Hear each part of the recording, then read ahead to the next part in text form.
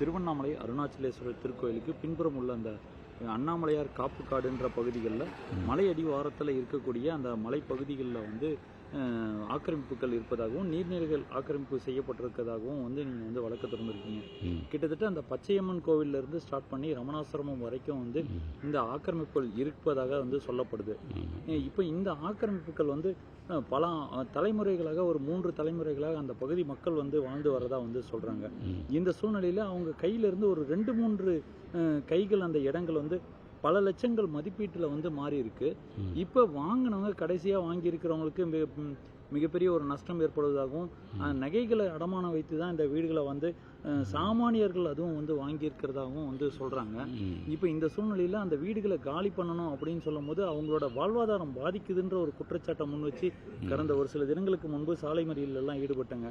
நீங்கள் இந்த வழக்கில் வந்து நீங்கள் வழக்கை தொடர்ந்தவர்ன்ற முறையில் அதை பற்றி நீங்கள் என்ன சொல்ல விருப்பப்படுறீங்க சார்? அதாவது மலையில் வீடு கட்டியிருக்கிறாங்க. அது எப்படி கட்டினாங்க, யார் கட்டது, எப்போ எவ்வளவு செலவு பண்ணியிருக்காங்கங்கிறதெல்லாம் கருத்து இல்லை. மலையில் வீடு கட்டக்கூடாது, கட்டிட்டாங்க, அவங்களுக்கு எந்த உரிமையும் கிடையாது. அதே நேரத்தில் ரமணாசிரமம் சில ஆசிரமெல்லாம் சொன்னாங்க, 100 வருஷத்திற்கு முன்பு கட்டப்பட்ட அது ஆசிரமமாக இருக்கட்டும் வீடாக இருக்கட்டும் அவைகளையெல்லாம் ஒன்றும் டிஸ்டர்ப் பண்ண முடியாது. 100 வருஷத்துக்கு உட்பட்டு மலையில் என்க்ரோச்மெண்ட் பண்ணி வீடாகவும் குடிசையாகவும் போட்டவங்களெல்லாம் காலி பண்ண வேண்டியதுங்கிறது அதான் ஃபாரஸ்ட் ஆக்டு. அந்த ஆக்டை வயலேட் பண்ணிவிட்டு அவங்க பாட்டுக்கு ஆள்கால் வீடு கட்டியிருந்தாங்கன்னா அவங்க ஒருத்தர் 10 லட்சத்துக்கு வாங்கியிருப்பார், இன்னொருத்தர் 20 லட்சத்துக்கு வாங்கியிருப்பார், இன்னும் கடைசியாக வாங்கினவங்க 50 லட்சத்துக்கு வாங்கியிருப்பாங்க. அவங்க அந்த பணத்தினுடைய செலவு ஃபைனான்ஸ் கண்டிஷனை பார்த்து அவங்களுக்கு என்ன பண்ணுறதுங்கிறது சட்டத்தில் இடம் இல்லை. வாங்கிறதுக்கு முந்தையே அது என்ன இடம்னு பார்த்துருக்கணும். அது தப்பான வழியில் வந்த எந்த ஒரு பொருளுக்கும் ரைட்டு கிடையாதுங்க. இது மலையில் கட்டினதும் தப்பு, வாங்கினதும் தப்பு. அதனால் அவங்க மேலே வருத்தப்படுறேனே ஒழிய, ஆனால் நிச்சயமாக அவங்க வீடுகள் அந்த மலையில் கட்டப்பட்டிருந்தால் அவை நீக்கப்படும், ரிமூவ் பண்ணப்படும். நீங்கள் சொல்ல மாதிரி நான் வந்து வருத்தப்படுறேன் அப்படின்ற ஒரு கருத்தை முன்வைக்கிறீங்க.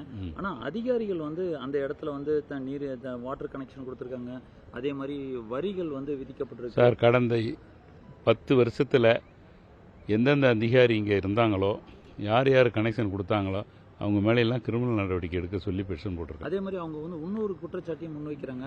ஒவ்வொரு முறையும் வந்து தேர்தலில் சந்திக்கக்கூடிய தேர்தல் பிரதிநிதிகள் வந்து அந்த அவங்களுக்கு வந்து நாங்கள் இங்கே பட்டா வாங்கி தரோன்னு சொல்லி வாக்குறுதிகள் கொடுத்து தான் வந்து அந்த பகுதிகளில் வந்து வாக்குகள் பெற்றதாகவும் ஒரு குற்றச்சாட்டை முன்வைக்கிறாங்க. அதுபோன்று ஒரு சிலருக்கு பட்டாவும் கிடைச்சிருக்கிறதாகவும் வந்து ஒரு தகவலை முன்வைக்கிறாங்க. இதை எப்படி பார்க்குறீங்க நீங்கள் அந்த வழக்கு தொடர்ந்து? 1965 அப்புறம் யாருக்கும் பட்டா கொடுக்கல. ஒரு பட்டா இருந்தால் என்கிட்ட காமிங்க. பட்டா யாருக்கும் கொடுக்கல. டேக்ஸும் கட்டுறதில்ல. ஏதோ ஒரு 200-300 பேருக்கு தான் டேக்ஸு கட்டுறாங்க முனிசிபாலிட்டியில். பாக்கி 1400 பேர் டேக்ஸு கூட கட்டல. அவங்களுக்கு எப்படி நீங்கள் பட்டா கொடுத்துருக்காங்கன்னு சொல்கிறீங்க? தவறான தகவல். அப்படி பட்டா வாங்கியிருந்தாலும் அது வந்து எந்த உரிமையும் கொடுக்காது. என்ன எவ்வளோ வீடுகள் நீங்கள் என்க்ரோச்மெண்ட் இப்போ வந்து கணக்கெடுத்ததில் 6700 வீடுகள் இருக்குது. அதில் இம்மீடியட்டு பாதிப்பில் இருக்கிறது 1535 வீடுகள். எத்தனை நாட்கள் அவளுக்கு அவகாசம் கொடுக்கப்பட்டிருக்கு? அது சம்மந்தமாக அது ரொம்ப கஷ்டங்க. என்ன நான் சொல்லிடலாம், கோர்ட்டில் உத்தரவு போட்டாங்க அது செஞ்சுருங்கன்னு. ஆனால் செயல்படுத்த போகிறப்ப அதிகாரிகளுக்கு என்ன சிரமங்கிறது தெரியும்.